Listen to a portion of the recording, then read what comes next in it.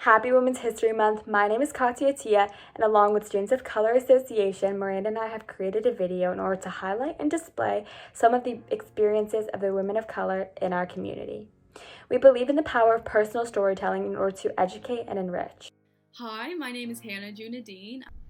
My name is Jocelyn Hare. I'm Julia Molina. Hey, I'm Miss Collins. And I'm Miss Williams. Zoe Walden. My name is Celeste Mondragon. My name is Siobhan Primus. My name is Simone Foreman. My name is Sung-Hee Kim. My name is Michelle Sari. And to me, being a woman of color. Me being a woman of color. Me being a woman of color. Being a woman of color is more than the outside. It's more than what you see just from looking at me. I'm an athlete, I'm a student, a sister, a daughter, a cousin. I'm just like everyone else. The only thing that makes me different is my background, and I'm very proud of it. I think the world is evolving. We're all becoming more knowledgeable.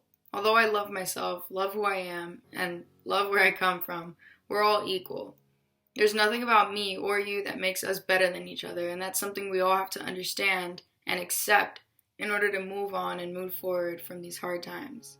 That I'm under not one, but two umbrellas of disadvantage in this society. So one, as a woman, I'm often not taken seriously because of my gender and the stereotype that women are excessively emotional and act irrationally. And then as a Black woman, my intelligence and my capabilities are typically doubted by the people around me. So people tend to think that my opinion doesn't matter, and they assume a lot of things about me that aren't necessarily true. However, I am really proud to be a woman of color because I know that whenever I'm reaching my own goals and growing both professionally and personally, I'm able to inspire the next generation of young women of color. Here in America, I'm considered a woman of color. I'm also a third culture kid. My parents are both Korean nationals living in Korea. I grew up all over the world, but have lived mostly in America since I was 16. Third culture kids, or TCKs, is a term describing children who spent their formative years in a culture or country not of their parents. So for me, being a woman of color is also permanently entangled with being a TCK. I grew up in transition, so change is not new to me. It also means that my identity is rooted in people rather than places. It means that the people in my life define me and are precious to me. I also bridge two cultures, so I regularly experience differences in how I'm perceived and treated here versus in Korea. In Korea, I am a woman. In America, I am an Asian woman. But this carries with it a number of conscious or subconscious assumptions or questions people have when they first meet me. Will she speak English? Will she speak it with or without an accent? Does she share mutual knowledge of mainstream American culture, past and present? If I check all the boxes, people might say, I don't even think of you as Asian. It means I have successfully passed their tests, and now I am where I would have been from the start in Korea. But saying I don't even think of you as Asian is somehow supposed to imply that I am one of them, that I belong. But how it makes me feel is that my Korean identity is dismissed, which makes me feel unseen. Being a woman of color comes with a source of great pride. I'm always really proud to represent my community. And there's also a sense of responsibility to offer knowledge and support and create opportunities for other members of my community and other women.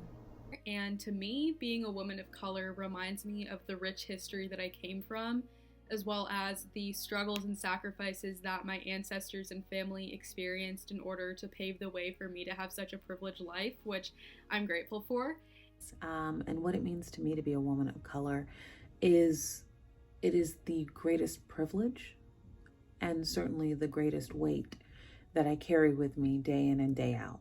I say that as a mother raising a young girl and as a woman who's still trying to make her way in this world. I am confident and assured of my value. I am confident and assured of my place in this world. And yet I understand that I can't be in control of how people see me, but I certainly can be in control of the impact that I leave in this world. And so that's something that I navigate every single day. And I try really hard to just make this world a little bit easier a little bit safer, a little bit better for not only girls of color, but people of color as we continue to sort of navigate in this society. Means having a unique experience as a woman, and also being able to create connections with other women of color through shared experiences. And to me, being a Black woman means loving myself unconditionally, no matter the obstacle, especially obstacles due to the color of my skin. And to be a woman of color, it means, well, to me, that you carry a lot on your shoulder, but not in a negative way, but actually in a positive way.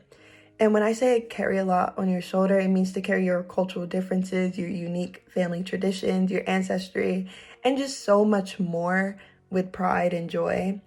I feel like being a woman of color, you represent your ethnicity and your gender with pride, and that you know that brings a lot to the table. And being a woman of color, it just means to be yourself and be your true, authentic self and show your differences and kind of like share your differences too, and also inspire other people to do the same. Because I feel like that's what all makes us unique and which is really special. And it just brings us all together, in my opinion. Being a woman of color means having strength, resilience, and persistence in a society where girls like me are held down. Women of color not only face racism, but also sexism, and we're often stigmatized and silenced when speaking up for ourselves, as people try to suppress our voices. However, recently, I've learned not to stay silent, to use my voice and speak out. Even though society tries to suppress my voice, I still rise and stay strong, and always persevere. And what it means to me to be a woman of color is that while I've always been very proud and have embraced my background and where my parents are from and my heritage, I often have found myself defending my background or clarifying a lot of misconceptions that are out there about that part of the world that I feel like is so often misrepresented by the media. In terms of my day-to-day and what it means to be a woman of color is that I always try to be the voice or supportive of those who are also often either underrepresented or misrepresented. Some of my current female role models. The role models in my life. I really don't have one female role model. I often look at other females who have characteristics that I hope to possess and try to emulate that. Some of my role models are my grandma and my mom, Maya Angelou, and Alexandria Ocasio-Cortez, and AOC. And my number one favorite is Serena Williams. Serena Williams, Working Moms, Ava DuVernay, Simone Biles. Without any question to ask, Jennifer Lopez is my female role model. Obama, Kamala Harris.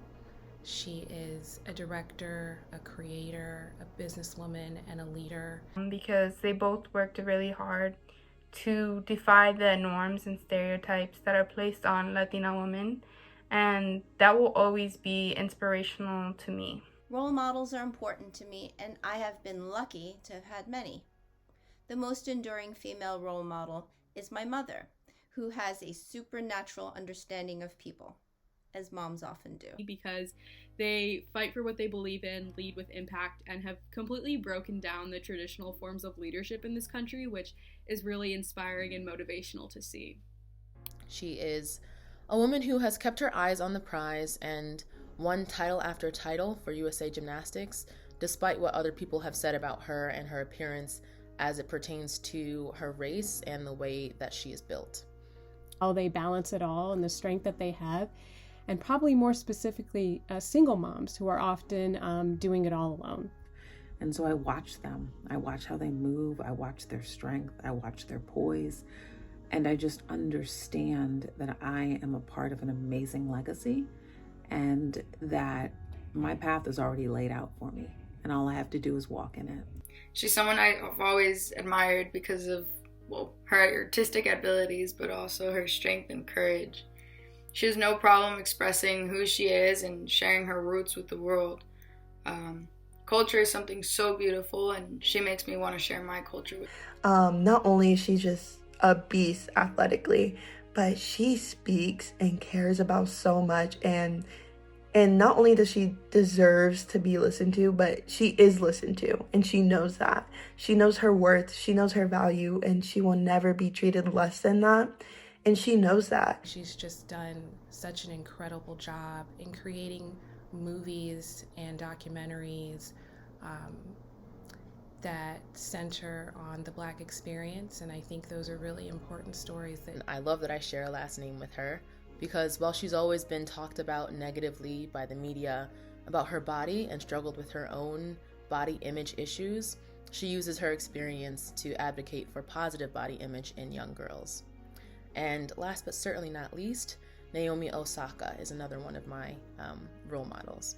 She proudly identifies with both her Black heritage and her Japanese heritage, and she also lifts up other women while she climbs her own ladder of success. Maya Angelou was an amazing poet, and through her writing, she described her challenges of being a Black woman. And I learned that I must persist and be strong in the midst of a society where people of color and women are held back. In addition, AOC, who is the youngest member of Congress, taught me not to be afraid to speak up, and actually have the courage and audacity to accomplish big things, ones well beyond the barriers that society has put up for women of color. A grandmother who was just always inspiring me to be kind. A more recent but significant role model is my daughter, who demonstrates astonishing strength and thoughtfulness in caring for the people in her life. Role models don't have to be older or somehow above you. I know this to be true because I teach first grade, and I learn great lessons from my 6 and 7-year-olds all the time. As an alumna of Howard University, my village of fellow alumna just helped me to be better. They are phenomenal women. They inspire me every single day. And so we met, 20 plus years ago, and we speak daily, and they just enrich my life. And as we raise our kids side by side, we are just very cognizant of the impact that we have and the importance of our role as women of color in this world. And she's just such a strong and confident woman that she just speaks what's on her mind, and she knows that whatever she wants done is gonna get done by her. I really respect her as a businesswoman and a leader because she's taken great steps in her company to create opportunities for women in front of the camera and also behind the camera as directors and producers and other roles in production. And I think that if you can create pathways for other people, then you're doing really important work. I think these women are extremely important and that they send messages to young girls that they need to hear.